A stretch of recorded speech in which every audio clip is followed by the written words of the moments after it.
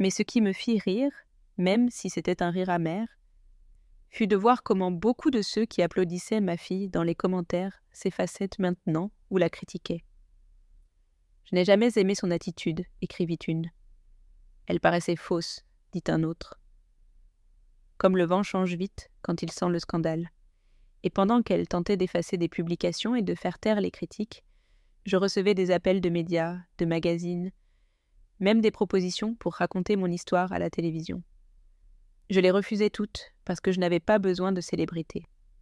La seule chose que je voulais était de récupérer ce qui était mien, et maintenant je l'avais. Je ne criais pas, je ne frappais pas, je ne menaçais pas. Je fis juste ce qu'on attend rarement d'une femme de mon âge, dire ma vérité et ne pas bouger d'un centimètre quand ils tentèrent de la couvrir. Ce jour-là, pendant que tous parlaient de la nouvelle, je fis quelque chose de très simple. J'allai au marché, acheter du pain frais, des tomates, un peu de basilic et retourner chez moi. La paix ne sonne pas, elle se sent. Et enfin, après tant d'années, je la sentis. Il ne se passa même pas 24 heures depuis la conférence quand elle me rappela. Cette fois, je répondis. Pas parce que je voulais l'écouter, mais parce que je savais que j'avais besoin de fermer le cycle avec ma propre voix. « Tu me l'as volé » cria-t-elle sans saluer. « C'était mien. Tu n'as rien fait, tu as juste eu de la chance. Moi, j'ai été celle qui l'a transformé en quelque chose de grand. » Je restais en silence, écoutant chaque mot comme si je la voyais de l'extérieur. Cela ne faisait plus mal, cela sonnait juste vide, comme un écho qui rebondit dans une maison abandonnée. Quand enfin elle se tut, je parlais. « Je l'ai acheté, je l'ai collé sur le réfrigérateur et toi tu l'as prise en silence. Tu ne m'as rien dit, tu n'as pas partagé une miette et maintenant tu viens dire qu'il est à toi. Tu ne comprends pas, j'avais des projets, une nouvelle vie. Toi, tada! Tu allais juste le gaspiller. » Je souris, pas par moquerie, mais par fatigue. Mon amour, il n'y a pas de gaspillage plus grand que la trahison. Et toi, tu as jeté à la poubelle quelque chose de plus précieux que l'argent. Il se fit un silence tendu de l'autre côté. Puis, avec une voix plus basse, plus venimeuse, elle dit « Tu sais quoi? Tu vas rester seule. Tu peux avoir l'argent, mais personne ne va t'aimer. Tes petits-enfants vont grandir en te détestant. Tu vas mourir dans un lit froid avec des billets, mais sans câlin. » Je respirais profondément, enlevais le reliquaire, le posais sur la table et le regardais pendant que je parlais. J'ai déjà été seule, ma fille. J'ai été seule quand tu m'as jetée à la rue, quand tu as pris le mien sans demander, quand tu m'as appelée sorcière en public. Et malgré tout, me voilà, en paix. Elle tenta de répliquer, mais je ne lui donnai plus d'espace. Et pour que tu le saches, j'ai déjà donné la moitié du prix à des refuges de mères célibataires. À celles qui ne jettent pas leur mère à la rue quand elles ne leur servent plus, elle resta muette. Cela te paraît cruel? Ce n'est pas cruel. Cruel, c'était ce que tu as fait. Le mien, c'est la justice. Je raccrochai avant qu'elle puisse répondre. Pas par vengeance, mais par dignité. Parce que je compris que toutes les batailles ne se gagnent pas avec des confrontations. Certaines se gagnent simplement en se refusant à continuer dans le même cercle. Cet après-midi, mon avocat me confirma que son compte principal avait été gelé par soupçon de fraude dans la réclamation. Tout ce qu'elle avait acheté au nom de cette nouvelle vie était en révision. Voiture, meubles, propriété. Rien n'était vraiment à son nom. Tout lui échappait entre les doigts, et je ne fis rien de plus. Je ne signai pas de plaintes additionnelles, je ne cherchais pas de châtiment. Je laissais juste le système suivre son cours, parce qu'il n'y a pas de pire coup pour un voleur que de voir comment la victime récupère tout sans lever la voix. Et c'est ce que je fis. Pendant qu'elle criait, moi je dis simplement adieu. Je n'ai jamais pensé que ma propre fille, mon sang, me crierait au visage comme si j'étais une étrangère. Tu ne verras pas un centime de mon argent, vieille sorcière. La porte de sa villa, nouvellement achetée, se referma brutalement, et ma valise qui portait encore l'étiquette du voyage en autocar tomba à ses pieds, avec un bruit sec. Le ciel, comme s'il voulait souligner l'humiliation, s'ouvrit en pluie. Je restai là, au milieu de l'allée pavée de son jardin paysager, trempée jusqu'aux os, l'âme plus brisée que le parapluie cassé que je serrais encore dans ma main. Je ne répondis pas. À quoi bon? Je savais que chaque mot de ma part serait transformé en une autre excuse pour qu'elle me crache son venin. Je l'avais vue se transformer lentement, de la file douce qui m'accompagnait au quart de nuit de la boulangerie, jusqu'à cette femme froide, obsédée par le luxe et le statut. Mais jamais je n'avais cru qu'elle en arriverait à cela, à me chasser comme si j'étais une peste, un fardeau. Une semaine auparavant, je continuais à cuisiner pour ses enfants, je nettoyais la maison pendant qu'elle sautait d'emploi en emploi, rêvant d'avoir sa propre marque de cosmétiques. Je couvrais la moitié des factures malgré mes genoux qui ne tenaient plus, mais je le faisais avec plaisir. Parce que elle avait dit 1000 fois « Maman, si un jour on gagne au loto, la première chose que je ferai sera de t'acheter une maison face au lac. » Oui, le loto, quelle ironie. Ce billet, c'est moi qui l'ai acheté un après-midi quelconque après avoir ramassé des œufs et du pain. Je l'ai collé sur le réfrigérateur avec l'aimant de la Vierge Marie. Je me suis moquée toute seule. Et si celui-ci change nos vies, elle l'a vu, elle l'a pris. Jamais elle n'a dit un mot. Quelques jours plus tard, elle est apparue en criant, sautant d'émotion.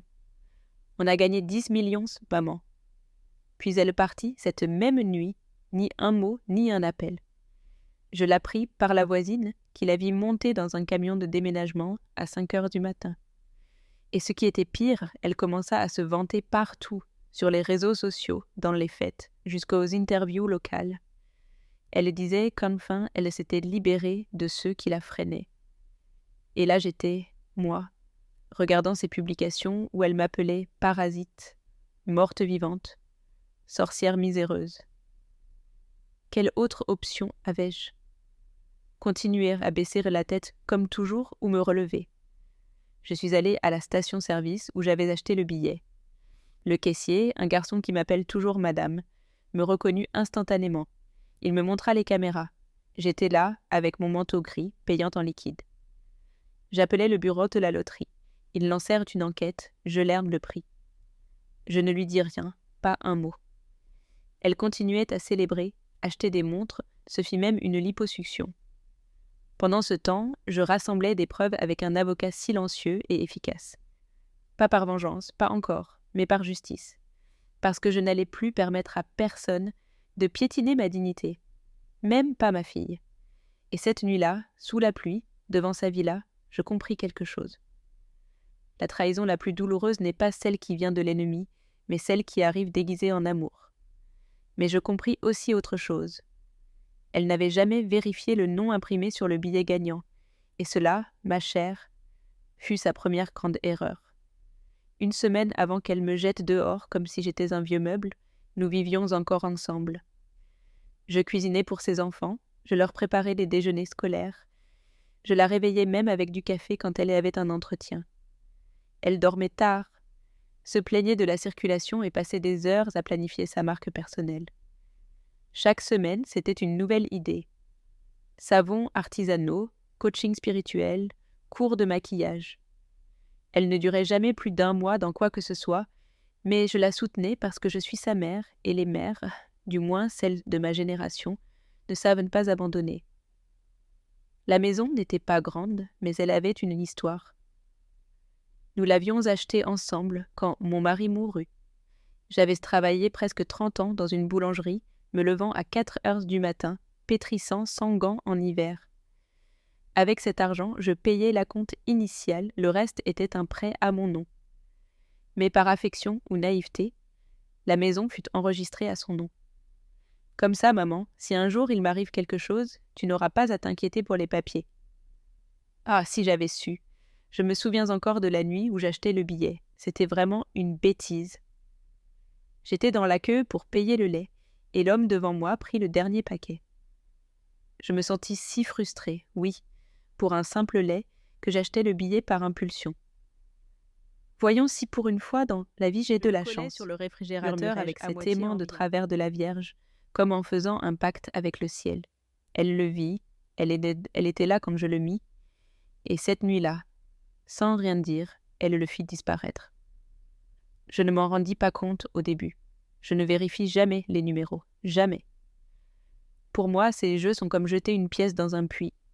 Mais alors je vis les nouvelles à la télévision. Gagnant anonyme du prix de 10 millions dans notre ville. Et à cet instant même, quelque chose me fit tourner vers le réfrigérateur. Le billet n'était plus là. Je ne dis rien. Je m'assis, pris ma tasse de camomille comme chaque soir et restai à regarder la lumière clignotante du micro-ondes. Le matin suivant, elle se leva avec un sourire trop large et annonça qu'elle sortirait tôt. Cet après-midi-là, elle revint comme si le monde lui appartenait. « Maman, la chance a changé notre vie, » dit-elle, mais le pluriel disparut bientôt. Elle parla d'acheter, de voyager, de déménager, mais jamais elle ne dit « Tu viens avec moi ?» Cette même nuit, elle commença à faire ses bagages en secret. Quelques jours plus tard, elle ne dormait plus à la maison.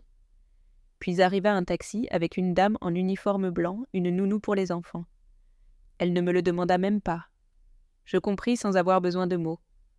On me remplaçait, et bien que cela fasse mal, je gardais le silence, parce que parfois, le silence n'est pas de la faiblesse, c'est de l'attente, c'est observer. Pendant qu'elle se pavanait sur les réseaux avec des robes neuves, je ramassais des indices, des pièces, des bouts. Je savais que quelque chose ne collait pas, que cette chance n'était pas la sienne. Et au fond, je savais que ce billet avait été le mien, mais plus que l'argent, ce qui me faisait mal, c'était autre chose. La voir devenir quelqu'un que je ne connaissais plus. Quelle autre option avais-je? La supplier? Non. J'attendrais. Et quand la vérité sortirait au grand jour, il ne serait pas nécessaire de crier. Juste de montrer le nom imprimé et voir son monde s'effondrer. Ce jour-là, je m'en souviens avec une clarté qui me glace le sang. J'étais allée au supermarché pour de la farine, du beurre et une petite boîte de thé à la menthe. C'était jeudi, mon jour pour faire des gâteaux. J'aimais avoir quelque chose de sucré pour les enfants quand ils rentraient de l'école, bien qu'ils ne me disent même plus merci. Pendant que j'attendais à la caisse, je vis l'affiche de la loterie collée avec du scotch de travers, comme oublié. Et là était le prix accumulé en gras.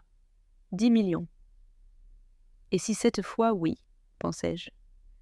Je ne l'avais même pas planifié. Je l'achetais par impulsion, comme une de ces choses stupides qu'on fait comme ça. Je le pliai en 4, le mis dans le sac du pain, et rentrai chez moi. En arrivant, je le collai avec un aimant sur le réfrigérateur. Je ris toute seule. Si on gagne, j'achète une maison face à la mer et je me lève à 10 heures, tous les jours. Je le dis à haute voix, non pas que j'y croie, mais parce que cela faisait des années que personne ne prenait le temps d'imaginer avec moi. Ma fille était sur le canapé avec un masque vert sur le visage et le portable à la main. Elle ne me regarda pas, ne dit rien. Mais quand je passais près d'elle pour aller à la cuisine, je remarquai que quelque chose dans son regard brillait, comme si elle avait écouté plus qu'il ne paraissait.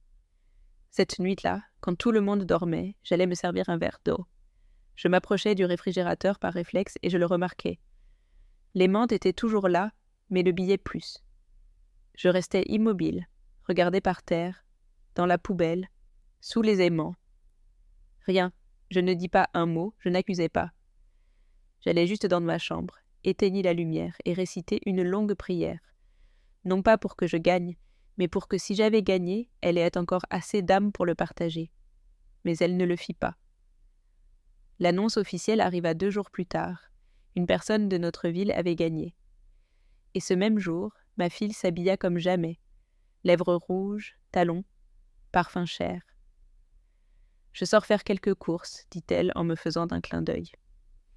Cette nuit-là, elle ne revint pas dormir à la maison. Je ne me le dis pas, mais je le savais. J'avais vu trop de fois ce visage qu'elle fait quand elle obtient ce qu'elle veut et ne pense pas à le partager. Après ce que là commença le défilé de cartons. D'abord les siens, puis les affaires des enfants, puis la nounou. Et moi, je restais là, regardant comment ma fille transformait son rêve en château en utilisant une clé qui ne lui appartenait pas. Et pas un mot de gratitude, juste du silence ou pire, de l'indifférence. J'aurais pu l'affronter, la même, mais non. Parfois le temps était plus tranchant que la langue, et moi, mon ami, j'aiguisais déjà le mien. Parce que ce billet portait mon nom, bien qu'elle ne le sache pas encore. Le matin où je On découvris qu'elle n'entendait était plus les partie, dessins la animés maison à la était trop télévision, silencieuse, ni ni les cris des enfants se disputant pour les céréales. Juste le bourdonnement du réfrigérateur et un trou dans mon estomac. Ma voisine, Madame Catherine, fut celle qui me le dit. J'ai vu un déménagement cette aube, vers les 5 heures. Camion blanc sans logo. Elle est sortie, sans regarder en arrière, 5 heures du matin. Elle ne dit même pas au revoir. Je m'assis dans le fauteuil à bascule, encore en robe de chambre et les cheveux à moitié rassemblés. Je gardais les mains occupées à tricoter, comme je faisais quand je me sentais plus faible que je ne voulais l'admettre. Mais cette fois, le tricot tremblait dans mes doigts. J'allais à la cuisine, vérifiais les aimants. Rien. Je regardais à nouveau l'espace vide où se trouvait habituellement le billet. C'était comme si en l'emportant, elle avait aussi arraché une partie de moi. Ma fille ne vivait plus ici, elle avait déménagé, mais elle ne laissa ni adresse, ni note, ni message. Elle emmena juste les enfants et le billet. Ce fut son grand déménagement. Cette nuit-là, je me servis une soupe légère. J'avais du mal à avaler. Je m'endormis tôt ou j'essayais, mais à 3 heures du matin, je me réveillais avec une idée aussi nette qu'un flash. Elle ne m'avait jamais dit qu'elle avait acheté un billet. Jamais elle ne l'avait mentionné. Et pourquoi l'aurait-elle fait si le billet était le mien, le seul qu'il y avait dans cette maison? J'allumai la lampe de chevet et me mis à fouiller dans les sacs du supermarché, où j'avais l'habitude de garder les tickets d'achat, les reçus, les rappels. Je voulais voir si par hasard j'avais gardé le numéro de série. Je ne le trouvais pas, mais je trouvais autre chose. Le reçu du jour où je l'avais acheté. Même jour, même heure, même numéro de caisse. C'est ce qui me donna l'élan. Le jour suivant, j'allais à la station-service où je l'avais acheté. Le garçon du comptoir me reconnut. « Madame Dubois, vous êtes celle qui achète toujours le thé au gingembre et le billet de la chance, n'est-ce pas ?» J'acquiesçai avec un sourire qui ne me venait pas tout à fait. « Et vous souvenez-vous si je l'ai acheté il y a 2 semaines, un jeudi après-midi ?» Il cligna des yeux, pensif. « Ce jour de pluie, oui. Vous étiez la dernière dans la queue, vous vous êtes même plainte parce qu'il vous manquait de la monnaie. » Je sentis un soulagement si profond que j'eus envie de pleurer. « Avez-vous des caméras ?» demandai-je. « Pourriez-vous vérifier si l'enregistrement existe encore ?» Il me promit de vérifier, nota mon numéro, dit qu'il appellerait le responsable. Cette nuit-là, je ne dormis pas, mais pas de tristesse. Pour la première fois en semaine, je sentis quelque chose de différent. La clarté. Je n'étais plus la mère abandonnée, ni la femme invisible. J'étais une femme sur le pied de guerre, et cette fois, le champ de bataille était la vérité. Parce que je n'avais besoin de supplier personne, juste de démontrer ce que j'avais toujours su. Ce billet portait mon nom, bien qu'elle l'ait caché sous ses ongles fraîchement vernis. Je rouvris le réfrigérateur bien que je sache déjà qu'il n'y serait pas. Parfois, une partie de moi continuait à espérer le trouver caché sous une vieille recette ou derrière l'aimant des enfants. Mais non. L'espace restait vide, comme si elle avait aussi emporté mes illusions, ma confiance, mes années. Je passai la main sur la porte métallique. Le froid me ramena à la réalité. Ce billet ne s'était pas évaporé. Quelqu'un l'avait pris, et cette quelqu'un vivait avec moi, avait partagé ma table, mes nuits de veille pour les enfants, mes derniers centimes pour éteindre la lumière. Ma fille, je n'avais pas besoin de preuves pour le savoir. Je le sentais dans mon corps, comme quand on sait qu'une tempête arrive bien que le ciel soit dégagé. La façon dont elle évitait de me regarder, son urgence soudaine de partir, son silence quand je mentionnais le numéro gagnant. Tout pointait vers la même chose. Mais il ne suffit pas de sentir, il faut démontrer. Je me servis une tasse de camomille, comme chaque soir. Je m'assis à la table, cette même où je faisais les comptes du mois, et commençai à faire une liste. Jour d'achat, lieu, heure, témoin. Je me sentis comme dans une enquête policière, mais ce n'était pas seulement pour l'argent. C'était pour la vérité, pour ce qu'elle m'avait volé. La dignité. Le jour suivant, je reçus l'appel du responsable de la station-service. « Madame Dubois, nous avons la vidéo. On vous voit clairement acheter le billet et le mettre dans votre sac. » Mon âme trembla. Puis-je obtenir une copie? Oui, bien sûr. Nous vous la préparons sur une clé USB. Ne raccrochez pas sans demander autre chose. Avez-vous le ticket de caisse de ce jour-là? Il fit une pause.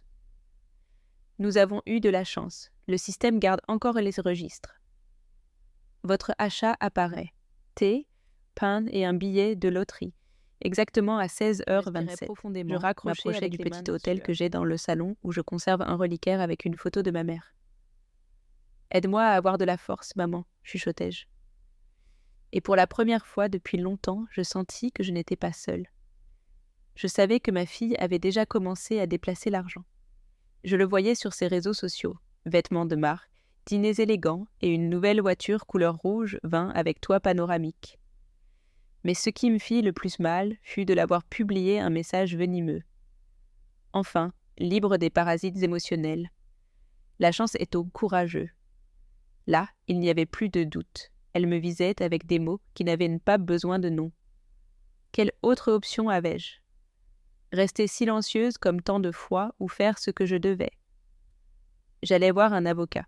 J'emportais le reçu, la clé USB et les captures de ses publications. Il m'écouta calmement. Quand je terminai, il me dit quelque chose que je n'oublierai pas. « Madame, ce n'est pas seulement un vol, c'est une usurpation d'identité économique. Vous pouvez prouver que ce prix est vôtre. » Je sortis du bureau plus droite, comme si les années s'étaient enlevées de mes épaules. Je n'allais pas crier, je n'allais pas faire de scandale, mais quand la vérité sortirait au grand jour, elle devrait me regarder dans les yeux et affronter ce qu'elle avait fait. Parce que bien qu'elle ne le sache pas, cette fortune n'était pas la sienne et ne l'avait jamais été. Les jours suivants, je la vis se transformer comme si une autre personne l'avait possédée. Elle arrêta de me parler, même par message. Elle ne me demandait plus si j'avais besoin de quelque chose, ni si j'avais de la nourriture à la maison. Mais sur ces réseaux, elle vivait une autre vie. Dîner avec du vin, brunch avec des amis qui avant ne la regardaient même pas. Et ce langage faux de ceux qui veulent t'impressionner. Ici, visualisant l'abondance. Quand tu te libères de la négativité, tout coule. Négativité, c'est comme ça qu'elle m'appelait maintenant. Moi qui ai gardé ses enfants quand elle pleurait pour son premier divorce. Moi qui ai vendu mes bagues pour l'aider à payer l'inscription de cette carrière qu'elle n'a jamais terminée. J'étais l'ombre qu'elle effaçait. Maintenant de ses photos avec des filtres et des poses. Je ne l'affrontais pas, je ne l'appelais pas. J'observais juste, parce que parfois le silence était l'arme la plus puissante. Mes voisines me demandaient si j'étais partie en voyage. « On ne te voit plus avec les enfants », disaient-elles. Je souriais et en feignant que tout allait bien. Je devins experte à mentir avec les yeux. Mais à l'intérieur, je me préparais. L'avocate avait déjà initié les démarches. Le bureau de la loterie coopérait. Ils vérifièrent la vidéo de l'achat, le reçu, et gelèrent le paiement complet. Personne ne pouvait bouger un centime jusqu'à ce que l'enquête soit résolue. Et elle, si sûre de sa victoire, ne le soupçonnait même pas. Un jour, mon petit-fils aîné m'écrivit par WhatsApp. « Grand-mère, pourquoi tu ne viens plus ?» Mon cœur se serra. Je voulus lui dire la vérité, mais non, ce n'était pas encore le moment. Je répondis avec un petit visage heureux et un très bientôt mon amour, parce qu'il n'avait pas de faute. Je passais les après-midi en silence, organisant des papiers, montant des dossiers, enregistrant tout. Je devins une détective de ma propre vie. Et pendant ce temps, ma fille s'enfonçait plus dans son mensonge, se croyant impunie. Un dimanche, elle publia une photo à la plage avec un texte qui me retourna l'estomac. Ceux qui ont douté de moi me regardent maintenant d'en bas, d'en bas. Je l'avais élevée pour qu'elle ne croie jamais en haut ni en bas, mais à marcher à côté de l'autre. Mais maintenant qu'elle se croyait riche, elle oublia tout. Quelle autre option avais-je? Je mis mon pull le plus propre, pris mon sac en cuir vieux, et retournai chez l'avocat. Il me remit une enveloppe avec des documents importants. La confirmation de la suspension du paiement, le rapport du vérificateur de loterie et l'invitation à une conférence de presse pour annoncer le résultat officiel. L'enveloppe pesait, mais pas à cause des papiers, à cause de ce qu'elle représentait. Ce même jour, j'achetai une robe neuve. Pas une chère, mais une qui me faisait me sentir digne. Je me coiffai, me mis du parfum, parce que cette version de moi qu'elle avait enterrée, celle de femme ferme et silencieuse, était de retour. Elle croyait que le monde lui appartenait, mais elle oublia de vérifier le nom qui était écrit sur ce morceau de papier magique. Et cela, mon amour, fut sa sentence. Je me levai tôt comme toujours, préparai ma camomille, lui donnai 2 tours avec la petite cuillère, et m'assis à la table avec la nappe bien lissée. Ce geste m'était toujours à penser. Pendant que la vapeur me caressait le visage, je repassais chaque document de l'enveloppe que l'avocat m'avait donné. La date d'achat, l'enregistrement, le reçu, jusqu'à une copie signée du rapport du technicien de la loterie qui confirmait que la réclamation originale ne correspondait pas à l'identité de l'acheteur. Ce billet, selon tous les registres, était le mien. Et pourtant, je ne le célébrais pas. Je ne sautais pas de joie, ni ne criais. Je restais juste là, sentant un mélange étrange de justice et de douleur, parce qu'une mère ne rêve jamais de se venger d'une fille, mais ne peut pas non plus permettre qu'on la piétine. Elle, pendant ce temps, continuait à célébrer sur les réseaux, dans les dîners, dans la maison qu'elle s'était achetée avant que l'argent soit vraiment dans ses mains. Investissant dans l'immobilier, disait-elle. Je savais que tout était à crédit, avancé par les banques qui croyaient en son histoire de gagnante. Ils ne savaient pas que l'histoire était sur le point de tomber comme un château de cartes. Un vendredi, elle publia une photo avec un verre à la main et la légende. « Quand tu laisses partir ceux qui ne font que te freiner, l'univers te récompense. » Ses amis la félicitaient. Une écrivit même. « J'ai toujours su que tu étais une étoile. Que c'est bien que tu aies coupé avec l'énergie vieille.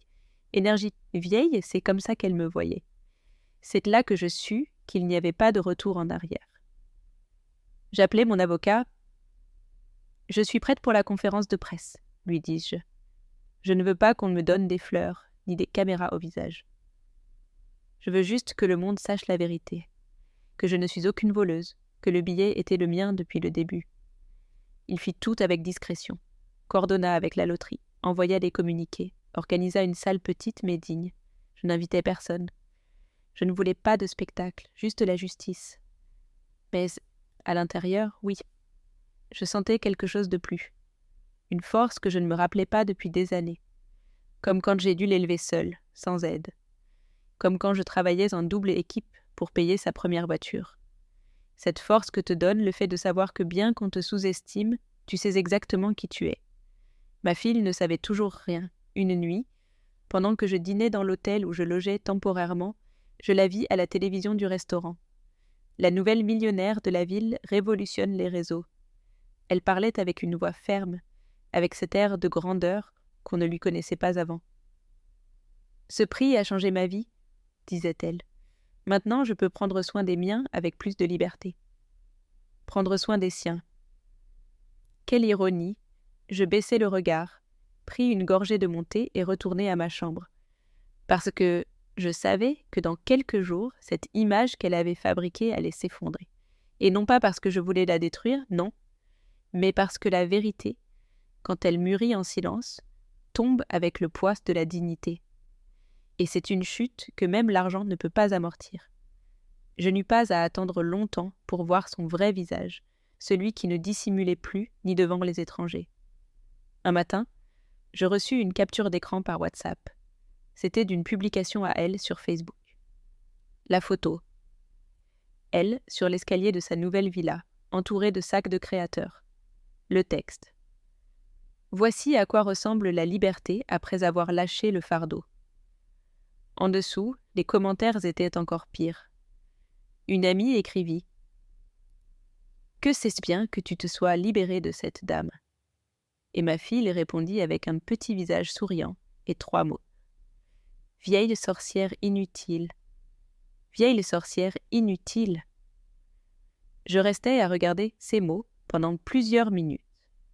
Ils ne faisaient pas mal comme on s'y attendrait. Ce qui faisait mal, c'était l'impudence. Qu'elle le dise sans peur, sans honte, sans même essayer de le cacher. Et cela, au lieu de m'effondrer, me donna plus de force. Elle croyait vraiment que j'allais rester silencieuse pendant qu'elle me crachait dessus en public? Après tout ce que j'avais fait pour elle? Je ne répondis pas, je ne publiai rien, mais j'allai directement chez l'avocat avec les preuves. « C'est de la diffamation publique, lui dis-je. » Il acquiesça. « Et c'est aussi utile pour l'autre. Cela montre la malice, le mépris et zéro intention de partager le prix.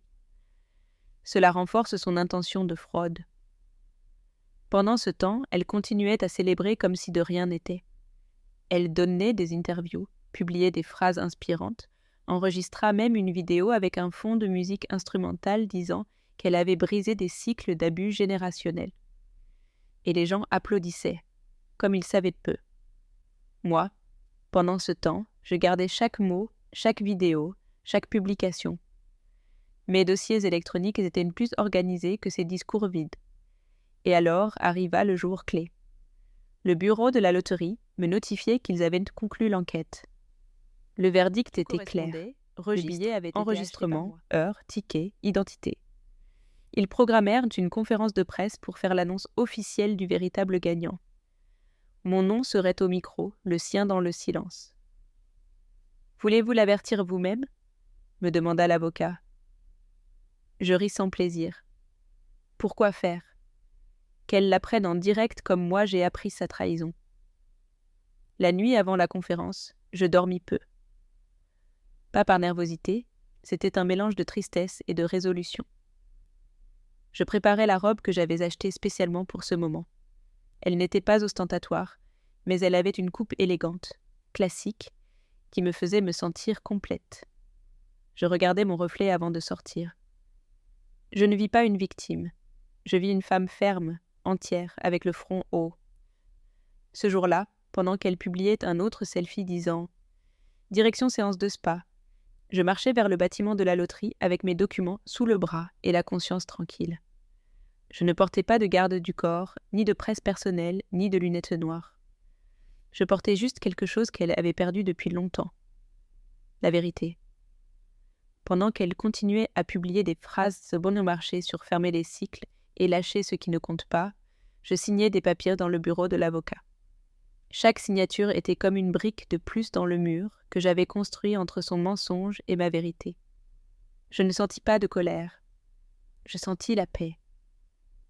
Une paix étrange, oui, mais profonde, comme quand on arrête de nager à contre-courant et qu'on se laisse porter par la certitude d'avoir fait ce qui était juste.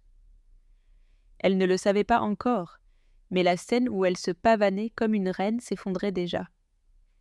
Cette semaine fut cruciale. On m'appela pour confirmer les détails de la conférence de presse. Lieu, présence des médias. Ils voulurent savoir si je voulais faire des déclarations. Je dis oui, mais pas un discours, juste quelques mots. Je n'avais pas besoin de convaincre qui que ce soit, juste de confirmer ce qui était mien. Mon avocat me félicita. Votre sang-froid a été admirable. La plupart des personnes à votre place crieraient au monde ce qui s'est passé. J'acquiesçais seulement. Ce n'était pas de l'orgueil, c'était de la fatigue. À mon âge, on apprend que le bruit ne sert qu'à distraire. La force est dans le silence. Pendant ce temps, ma fille semblait plus sûre que jamais. Elle organisa même un dîner de célébration avec des amis proches et un gâteau avec la phrase « Dieu m'a béni en me libérant ». Un de ses invités publia une story disant « Ici avec la plus riche, la plus libre et la plus éveillée ». Mais ce que personne ne savait, c'est qu'à cet instant même, son prix restait gelé. Pas un centime n'avait été libéré. Et ce fut ma petite victoire secrète. J'avais appris à ne pas crier, à ne pas donner d'explications à ceux qui ne les demandaient pas avec amour. Et cette leçon m'avait amené jusqu'ici. L'avocat me remit une copie du rapport final, déjà signé par toutes les autorités nécessaires. C'était officiel, légal, irréfutable. La loterie me reconnaissait comme l'acheteuse légitime, et elle n'était plus qu'une imposteur qui avait tenté de profiter du lien le plus sacré, le lien entre mère et fille. Je gardai le document dans une chemise en cuir et le mis dans mon sac. Ce sac vieux que j'avais utilisé pendant des années et que tant de fois elle avait méprisé. « Il te fait paraître pauvre », me disait-elle. Mais maintenant, ce sac portait à l'intérieur mon nom propre, ma dignité intacte et 10 millions de raisons de continuer à marcher la tête à haute. À la maison, je me préparais un ragoût simple, pétri du pain de mes propres mains. Pas par nécessité, mais par habitude, parce que malgré tout, c'était moi. Pas une millionnaire des réseaux, une femme réelle avec de l'histoire, avec des cicatrices, avec du feu. Et pendant que le pain dorait dans le four, je regardais par la fenêtre et me dis quelque chose que jamais je n'avais pensé dire. Je suis prête. Que vienne ce qui doit venir. Je reçus l'appel un lundi matin pendant que j'étendais les draps propres dans la cour. « Madame Dubois », dit la voix du fonctionnaire de la loterie. « Nous voulons vous féliciter. La révision est terminée. Vous êtes la propriétaire légitime du billet gagnant. » Je m'assis sur le tabouret près de la machine à laver, avec le drap encore dans les mains. Je ne pleurais pas, je ne criais pas. Je restais juste en silence, comme si j'avais besoin que la terre tourne un tour de plus pour comprendre ce qu'ils venaient de me dire. « Et maintenant, que se passe-t-il » demandai-je. « Il y a une conférence de presse ce jeudi. On annoncera officiellement le résultat et bien sûr, on vous présentera comme la vraie gagnante. Après cela, vous pourrez décider si vous désirez recevoir l'argent comme paiement unique ou en annuité. » Je raccrochais avec des mains tremblantes. Je m'appuyais contre le mur de la verrerie. J'avais rêvé d'un moment comme celui-ci, et maintenant qu'il était là, cela ne se sentait pas comme une victoire. Cela se sentait comme la justice, comme l'équilibre. Ce même jour, j'allais à la banque ouvrir un compte spécial, protégé, conseillé par des experts. Je demandais que tout soit discret. Je ne voulais pas de luxe, ni de scandale, ni de couverture de magazine. Juste la sécurité, la tranquillité, le contrôle. Mon avocat m'accompagna à chaque étape, m'expliqua les impôts, les délais, les décisions. J'écoutais avec attention, mais au fond, je pensais à autre chose. Que feras-tu quand tu apprendras que tout ce que tu as construit avec mon billet était un mensonge ? Elle restait si confiante. Ce jour-là, elle publia une autre phrase. « Ceux qui ne comptent pas soustraient. Parfois, pour gagner, il faut couper la racine. » Racine, c'est comme ça qu'elle m'appelait. Comme si j'étais une mauvaise herbe qu'il fallait arracher. Et moi qui avais été le tronc qui soutenait sa vie quand tout tremblait. Je ne répondis pas, mais cette nuit-là, en fermant les rideaux, je fis une liste. Une petite liste avec des choses simples. Une maison avec vue sur le lac, une cuisine grande pour faire de la pâtisserie avec les petits-enfants, si un jour ils me le permettent. Un jardin avec de la lavande. Rien de jet ni de montres en or. Juste des choses qui me feraient me sentir chez moi, finalement en paix. Mon talisman, ce reliquaire avec la photo de ma mère, je l'emportais avec moi à la banque. Je le serrais fort pendant que je signais les documents, parce que bien que personne ne la voie, elle était là avec moi. Elle aussi avait été mère. Elle aussi avait été trahie. Elle aussi avait trop tué. Et maintenant, après tant de batailles silencieuses, enfin je sentais qu'une femme comme moi pouvait aussi gagner. Mais pas avec des cris, pas avec des humiliations, avec des papiers signés, des preuves convaincantes et un calme qui venait d'avoir tout donné et malgré tout, rester debout. La nuit avant la conférence de presse, je ne dormis pas. Pas par nervosité, mais par mémoire. Je m'assis près de la fenêtre avec la couverture tricotée par ma mère sur les jambes et laissai les souvenirs venir seuls. Je la vis à nouveau petite, avec ses tresses défaites et les chaussettes dépareillées, courant vers moi avec un dessin dans les mains. « Tu es, c'est mon héros, maman », disait-elle avec des lettres tordues. Je l'avais collé sur le mur du frigo avec le même aimant où j'avais ensuite accroché le billet. Je pensais à toutes les fois où j'avais caché mes propres douleurs pour ne pas l'inquiéter. À comment j'avais vendu ma bague de pâte de mariage quand elle tomba malade et avait besoin d'un médicament que l'assurance ne couvrait pas. À comment jamais je n'avais dit que j'avais faim quand je lui servais sa part plus grande du plat. Je pensais à comment je lui avais appris à multiplier avec des petites pierres quand nous n'avions pas de quoi lui acheter des cahiers et comment elle m'avait promis plus d'une fois. Quand je grandirai, je vais m'occuper de toi. Maman, tu n'as qu'à attendre. Et j'attendis. J'attendis des années, des décennies. Et maintenant, elle m'appelait sorcière. Quelle autre option avais-je? Regarder ailleurs? La laisser croire qu'on peut piétiner celle qui t'a donné la vie et s'en sortir indemne?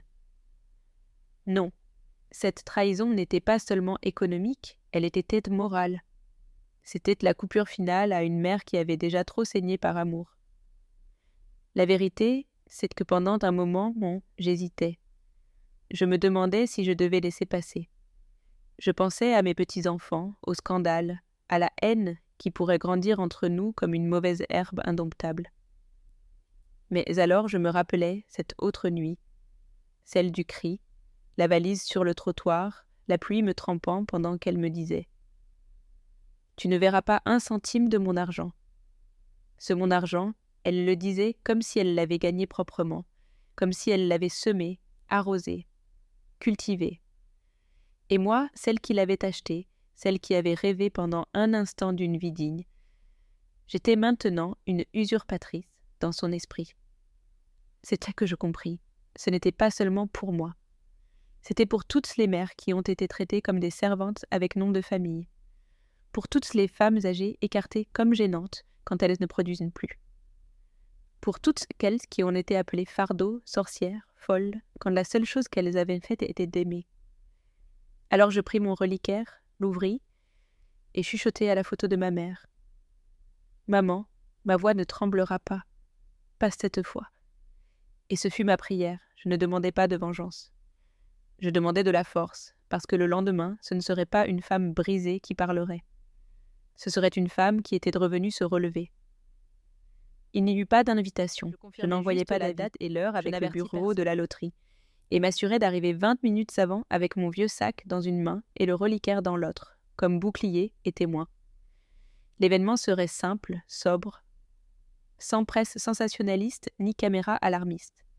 Juste des médias officiels, des responsables du tirage, des représentants légaux et moi. Ce n'allait pas être un gala ni un spectacle. C'était la justice, et la justice n'a pas besoin d'applaudissements. Mon avocat me fit un clin d'œil en me voyant entrer. « Aujourd'hui, tout change, murmura-t-il. » J'acquiesçai sans sourire.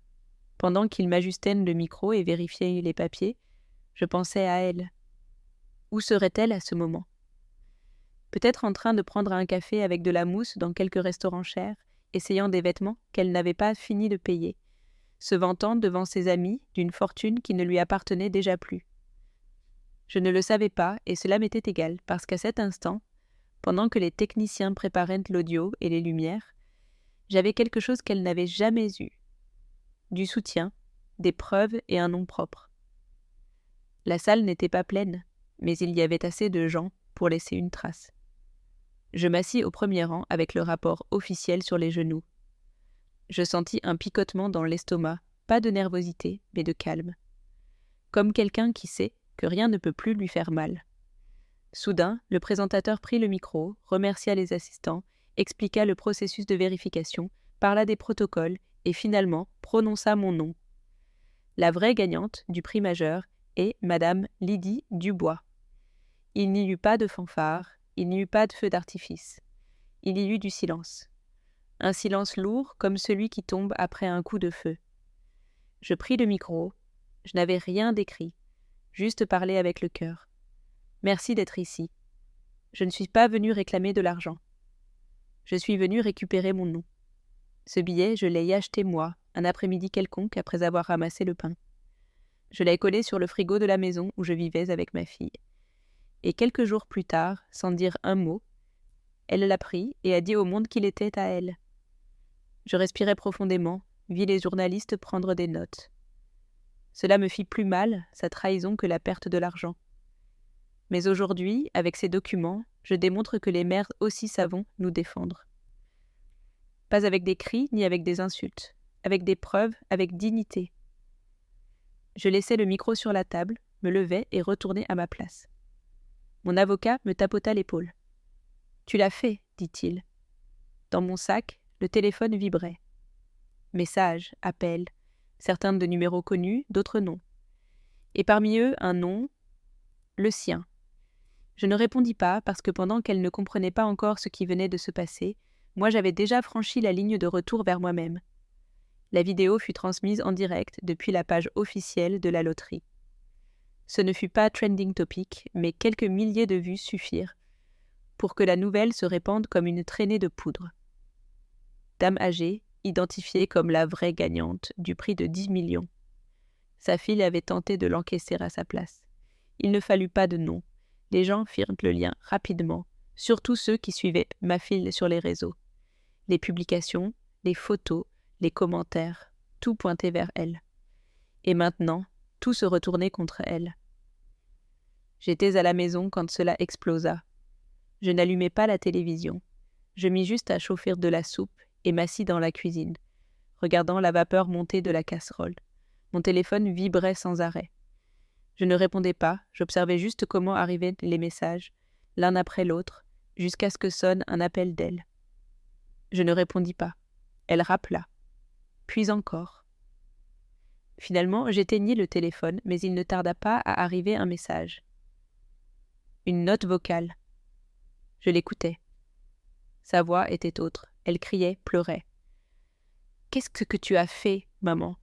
Tu as tout gâché. Comment oses-tu, sais-tu ? C'est ma vie. Mon nom est partout.